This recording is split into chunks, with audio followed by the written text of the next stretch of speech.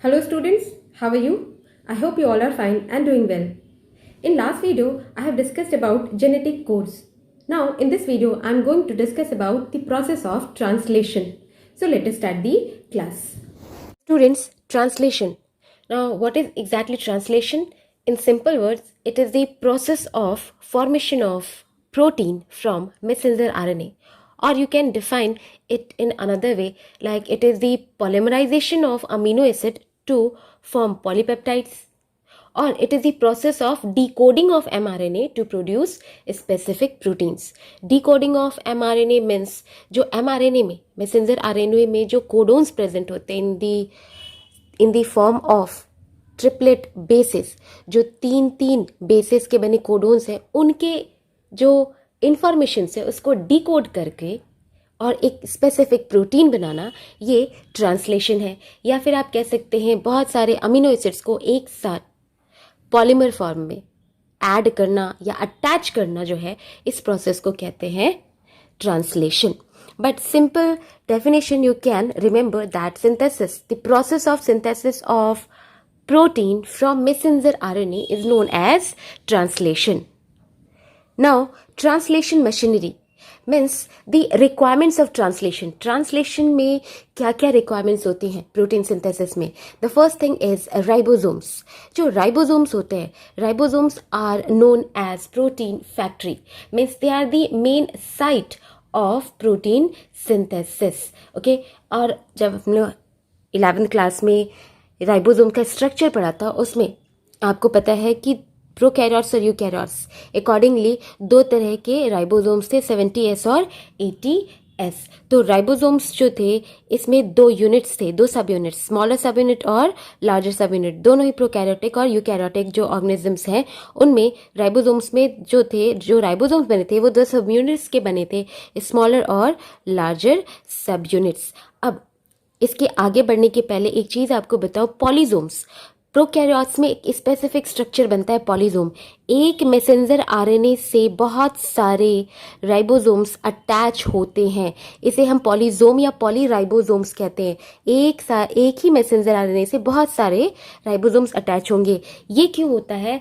It is to synthesize any specific protein in higher rate. अगर किसी एक protein की ज़रूरत ज़्यादा है तो उसके ज़्यादा से ज़्यादा कॉपीज़ जल्दी से जल्दी बने, उसके लिए इसी वजह से ये पॉलीराइबोसोम या पॉलीजोम स्ट्रक्चर प्रोकैरियोट्स में बनता है.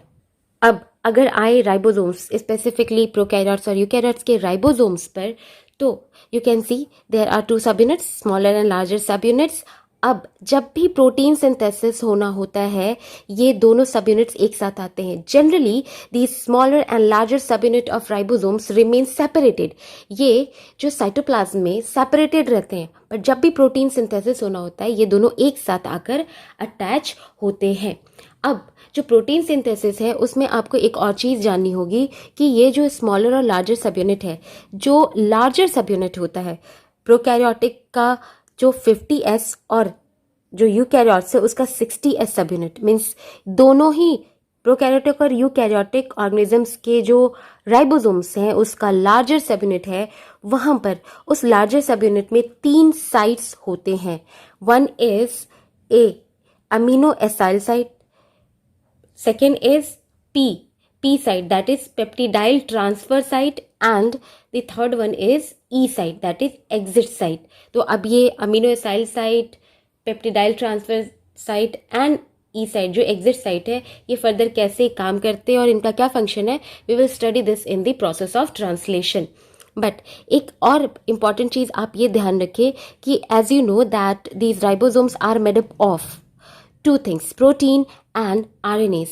Already I have discussed that 70S, that prokaryotic ribosomes contain 3 types of ribosomal RNA, 16S, 5S and 23S, जिसमें से जो ये 5S और 23S RNA है, it is present in the larger subunit, and in eukaryotes the larger subunit consists of 3 types of ribosomal RNA, 5S, 5.8S and 28S. तो यहाँ हमें ध्यान देने वाली बात हमारे लिए 23 और 28S राइबोसोमल आरएनए है जो कि 70S या 80S के लार्जर सब यूनिट में प्रेजेंट है। तो ये जो सब यूनिट में, इस लार्जर सब यूनिट में ये जो दोनों राइबोसोमल आरएनए है, they act as a enzyme. ये एंजाइम्स की तरह काम करते हैं, means they act as a enzyme known as peptidyl transferase. कैसा एंजाइम? ये यूकैरियोटिक जो ऑर्गेनिजम्स हैं उसके राइबोसोम के लार्जर सब यूनिट में जो ये 28S राइबोसोमल आरएनए है, और प्रोकैरियोटिक राइबोसोम्स के इस लार्जर सब यूनिट का जो 23S राइबोसोमल आरएनए है, ये दोनों ही रेस्पेक्टिवली प्रोकैरियोट और यूकैरियोट ऑर्गेनिजम्स में एक तरह का एंजाइम का काम करते हैं, and that is peptidyl transferase. ये पेप्टिडाइल ट्रांसफरेज एंजाइम की तरह काम करते हैं, और ये इसे हम कह सकते हैं सिंस ये आरएनए जो है वो राइबोसोम्स में है, that's why we use to call these type of enzymes. वो आरएनए जो एंजाइम्स की तरह काम करे उन्हें हम राइबोजाइम्स कहते हैं। क्या? वो आरएनएज जो कि राइबोसोम्स में है, मीन्स ऐसे आरएनएज जो कि राइबोसोमल आरएनएज हैं, वो जो काम करे एंजाइम्स की तरह, हम उसे कह रहे हैं राइबोसोम्स। ओके, और ये काम करते हैं कैसे, किस एंजाइम की तरह? Peptidyl transferase. नेम से समझ में आएगा, ये जो पेप्टाइड्स हैं, पेप्टाइड चेन्स, उनकी ट्रांसफर में काम करता है। पेप्टाइड चेन्स के ट्रांसफर में काम कर रहा है पेप्टिडाइल ट्रांसफरेज, राइट। तो ये पेप्टिडाइल ट्रांसफरेज कहाँ, कौन से पेप्टाइड्स को ट्रांसफर कर रहा है, this will also you will get to know in the process of translation. Now the next thing required in translation process is amino acids, and 20 amino acids are required for the protein synthesis, different types of protein synthesis. Okay, जो भी naturally occurring proteins हैं उसमें generally ये 20 type amino acids ही present होते हैं, 20 amino acids अलग अलग combination में जो अलग अलग तरह के proteins बना रहे होते हैं. Next thing is required in is the messenger RNA. तो messenger RNA, as I have discussed, it is a informational molecule. इसे हम क्यों informational molecule कह रहे हैं? Because this messenger RNA brings coded information from DNA and takes part in process of translation by bringing amino acids in a particular sequence in a polypeptide. Okay, तो ये जो messenger, suppose ये messenger RNA है और ये DNA है, DNA का 3' 5' and वाला जो है वो एक स्ट्रैंड जो है टेम्पलेट की तरह काम करता है, और उससे जो है मैसेंजर आरएनए बन रहा होता है. तो मैसेंजर आरएनए इस डीएनए में प्रेजेंट जो भी इंफॉर्मेशन है उसे कोडोन्स के फॉर्म में लेकर आता है, और फिर ये ट्रांसलेशन में पार्ट लेते हैं, ये प्रोटीन सिंथेसिस के प्रोसेस में पार्ट लेते हैं, इन्वॉल्व होते हैं ये मैसेंजर आरएनए, और इसी मैसेंजर आरएनए के बेसिस के अकॉर्डिंगली ही जो प्रोटीन्स में अमीनो एसिड्स, कौन से अमीनो एसिड्स किस सीक्वेंस में अटैच होंगे वो डिसाइड होता है, जो कि मैंने आपको पहले ही बताया है. मैसेंजर आरएनए में हर 3 एडजेसेंट जो बेसेस होते हैं, it use to code for a particular amino acid. तो हर एडजेसेंट 3 बेसेस जो हैं मैसेंजर आरएनए के, they are called as codons और जेनेटिक कोड्स और triplet codes. They use to code for और they use to synthesize one type of amino acids. ये हमने लास्ट वीडियो में जेनेटिक कोड में पढ़ा हुआ है. और एक चीज़ ये ध्यान रखिए कि ये जो मैसेंजर आरएनए है, उसमें जो इनिशिएशन जहाँ से ट्रांसलेशन का होगा, वहाँ पर जो पहला कोडोन होगा वो हमेशा AUG होता है. बिकॉज जेनेटिक कोड की स्टडी में ही मैंने आपको ये बताया था कि ये AUG कोड जो है, ये कोडोन जो है, इसका डुअल नेचर होता है. It use to code for methionine amino acid as well as it works as a start codon. Okay, अब ये जो मैसेंजर आरएनए है जिसका ट्रांसलेशन होना है और जिसके अकॉर्डिंगली पॉलीपेप्टाइड्स बनने हैं, अमीनो एसिड्स का अटैचमेंट होना है प्रोटीन में, इस पूरे मैसेंजर आरएनए में 2 ऐसे रीजन्स होते हैं जो अनट्रांसलेटेड रीजन्स कहलाते हैं.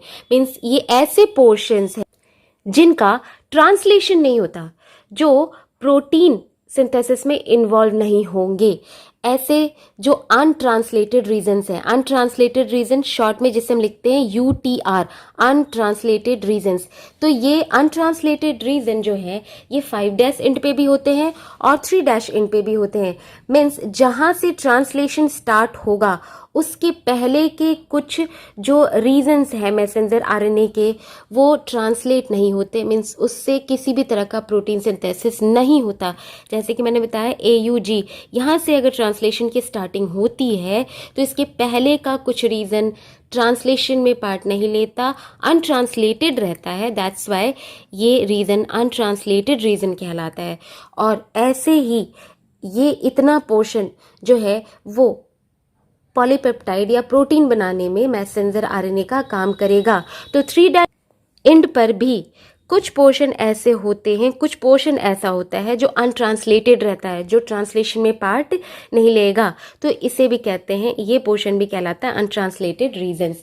सो there are some additional sequence in the messenger RNA that are not translated, and these regions are called as untranslated regions, and these UTR or untranslated regions are present at both 5' and 3' end. Means ये initiator या start codon के पहले और ये जो untranslated region होगा ये stop codon के बाद होता है।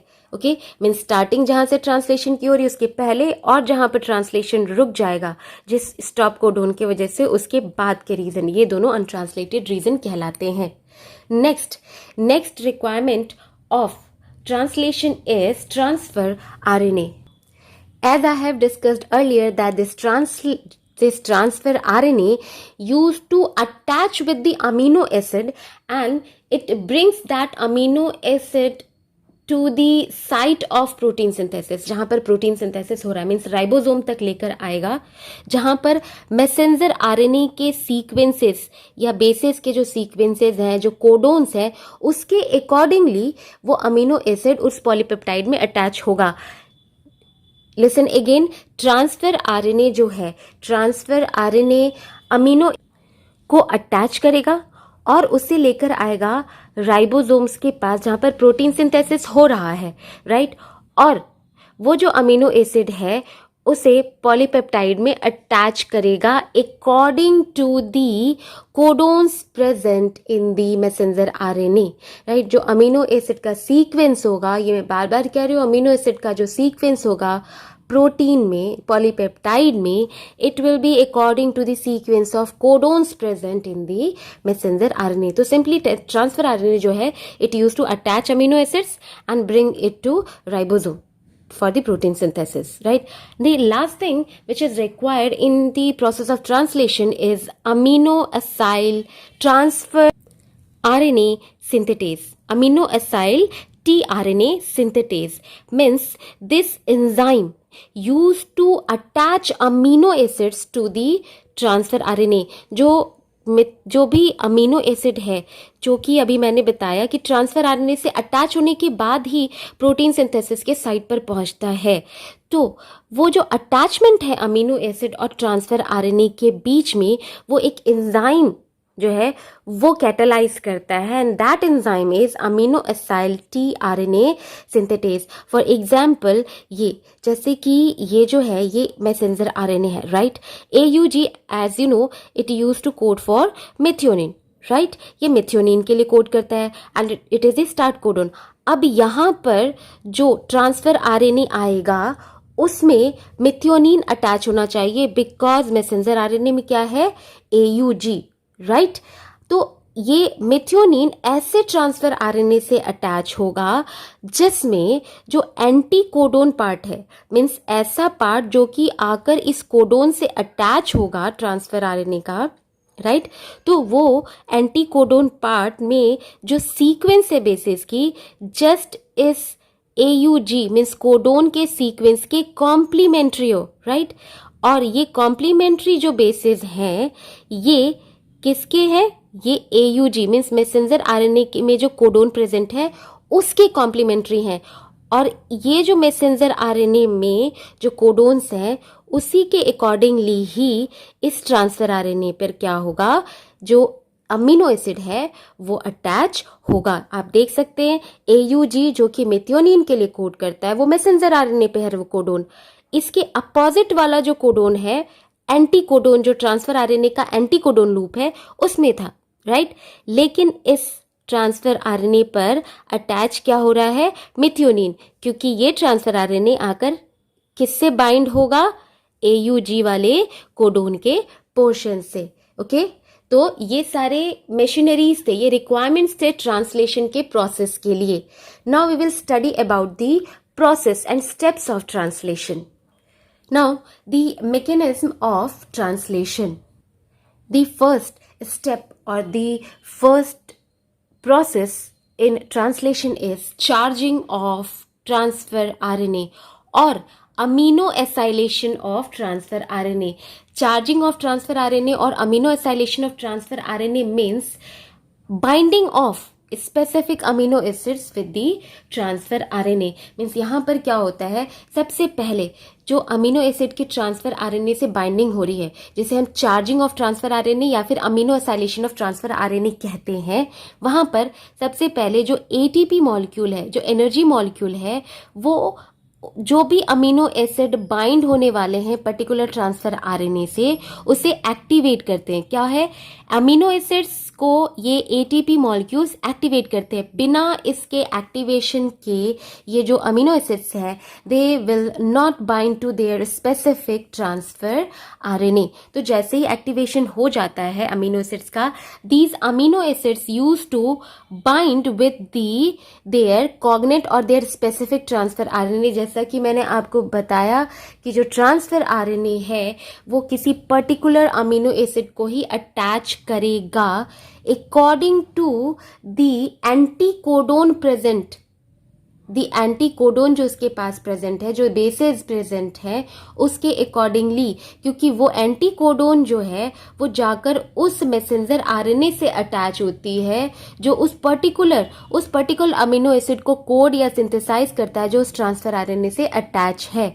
देखिए एग्जाम्पल, जैसे कि अब अगर स्टार्टिंग कोडोन जो है AUG मैसेंजर आरएनए पर, उस पर जो ट्रांसफर आरएनए अटैच होगा आकर के, उसका एंटीकोडोन जो है वो क्या होगा, UAC, राइट। उस ट्रांसफर आरएनए का जो एंटीकोडोन होगा वो UAC होगा, तभी वो इस AUG के साथ बाइंड कर सकता है, because U use to form bond with A used to form bond with U and C used to form with bond with G।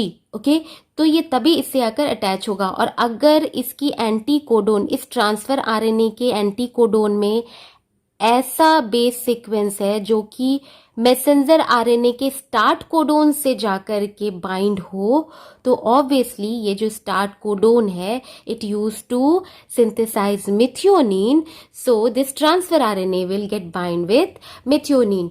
दूसरा एग्जाम्पल देखें कि अगर जो ट्रांसफर आरएनए उसका एंटीकोडोन AAG है, so this will go and bind with the sequence और codon of messenger RNA which will be UUC।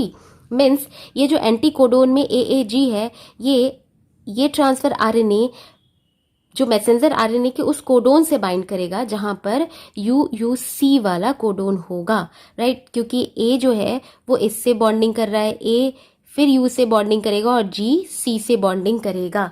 तो ये अगर इस ऐसे कोडोन से बाइंड कर रहा है जिसका सीक्वेंस UUC है, तो ये UUC जो है this genetic code use to synthesize और कोड फॉर फिनाइल एलेनिन। तो अगर ये ऐसे कोडोन से बाइंड करे जो कि फिनाइल एलेनिन, ये ट्रांसफर आरएनए उससे बाइंड करे उस कोडोन से, इससे फिनाइल एलेनिन जो बना रहा होता है, ये कोडोन जो कि फिनाइल एलेनिन अमीनो एसिड बना रहा है, तो इस ट्रांसफर आरएनए पर जो 3' एंड है जहां पर अमीनो एसिड बाइंड होता है, वहां पर अटैच होगा phenyl alanine amino acid. Okay, तो इस तरह से चार्जिंग होगी ट्रांसफर आरएनए की। जो भी सीक्वेंस एंटीकोडोन में है वो जहां भी जाकर जिस कोडोन के साथ, मैसेंजर आरएनए के जिस कोडोन के साथ बाइंड करने वाला है, उस कोडोन को वो रीड करेगा और जो भी वो कोडोन मैसेंजर आरएनए का जो भी अमीनो एसिड कोड कर सकता है उसी के अकॉर्डिंग जो है ट्रांसफर आरएनए के 3' एंड पर वो अमीनो एसिड बाइंड होता है. Okay, now next step is initiation. Initiation के वक्त में क्या होता है? The first thing occur that messenger RNA, this messenger RNA used to bind with the smaller subunit of ribosome. और ये इस तरह से बाइंड होता है, मैसेंजर आरएनए इस स्मॉलर सबयूनिट से राइबोसोम के इस तरह से बाइंड होता है कि जब लार्जर सब यूनिट आकर इससे बाइंड करे तो ये जो स्टार्ट कोडोन है, ये जो AUG स्टार्ट कोडोन है वो उस लार्जर सब यूनिट के पी साइट पर आए. राइट, ध्यान देना कि मैसेंजर आरएनए पहले स्मॉलर सब यूनिट से अटैच होता है और ये इस तरह से मैसेंजर आरएनए स्मॉलर सब यूनिट से अटैच होता है कि जब लार्जर सब यूनिट इससे आकर अटैच हो तो ये जो स्टार्टिंग पॉइंट है, मीन्स ये जो AUG कोडोन है, स्टार्टिंग कोडोन है, वो लार्जर सब यूनिट के पी साइट पर आए. ये मैं आपको बता चुकी हूँ कि लार्जर सब यूनिट जो है उसमें 3 साइट्स होते हैं, A site, P site and E site. तो ये जो अटैचमेंट के बाद क्या होता है, जो पहला अमीनो एसाइल ट्रांसफर आरएनए है, मीन्स वो पहला ट्रांसफर आरएनए जो कि इस स्टार्ट कोडोन से आकर अटैच होगा जिस पर मिथियोनीन अमीनो एसिड अटैच्ड है और जिसका बेस है UAC, एंटीकोडोन पे बेसिस है UAC. ये पहला अमीनो एसाइल ट्रांसफर आरएनए. इसे क्यों कह रहे हैं amino acyl transfer RNA? Because amino acid is attached with this transfer RNA. वो आकर के अटैच होता है इस स्टार्ट कोडोन पे.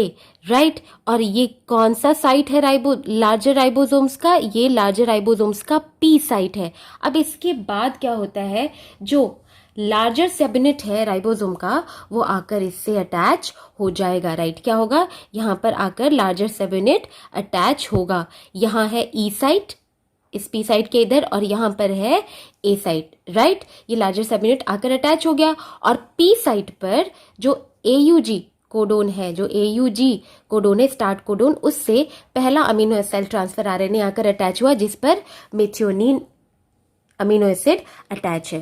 राइट, अब इसके बाद देखिए, इसके बाद होगा प्रोसेस इलोंगेशन का.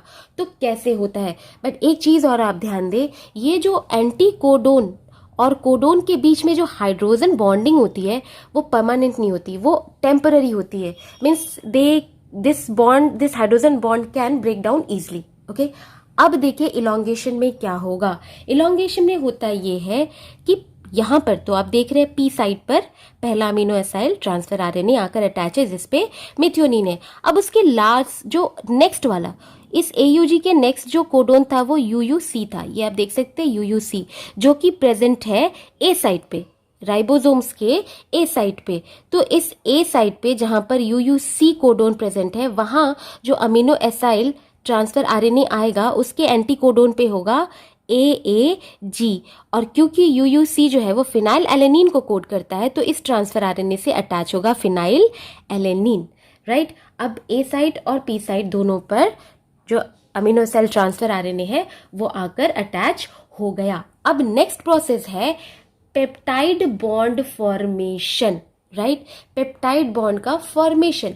तो पेप्टाइड बॉन्ड का फॉर्मेशन जो है वो कैसे होता है, आपको पता है कि एक वाटर मॉलिक्यूल जो है वो निकलेगा और एक पेप्टाइड बॉन्ड का फॉर्मेशन होगा. तो पेप्टाइड बॉन्ड का फॉर्मेशन जो होगा तो उसमें होता ये है कि ये जो मिथियोनीन और फिनाइल एलेनिन है उनके बीच में बॉन्ड फॉर्मेशन के लिए ये मिथियोनीन इस पी साइट के ट्रांसफर आरएनए से अलग होकर ये फिनाइल एलेनिन, जो A साइट के ट्रांसफर आरएनए के ऊपर फिनाइल एलेनिन है उसके साथ बॉन्ड बनाता है. राइट, ये मिथियोनीन फिनाइल एलेनिन के साथ पेप्टाइड बॉन्ड बनाएगा और ये जो पी साइट पे ट्रांसफर आरएनए है उससे वो अलग हो जाएगा. राइट, अलग हो जाएगा. अब जब इसके साथ ये अलग हो गया तो ये क्या होगा, अब इसके साथ ये, इसे और अच्छे से देखें कि यहाँ इस तरह से मान लीजिए यहाँ पर मिथियोनीन आकर अटैच हो गया. अब एक 2 अमीनो एसिड्स का क्या है, ये डाइपेप्टाइड चेन हो गया और ये वाला जो है, ये ट्रांसफर आरएनए जो है अब वो वेकेंट हो गया, खाली हो गया, राइट।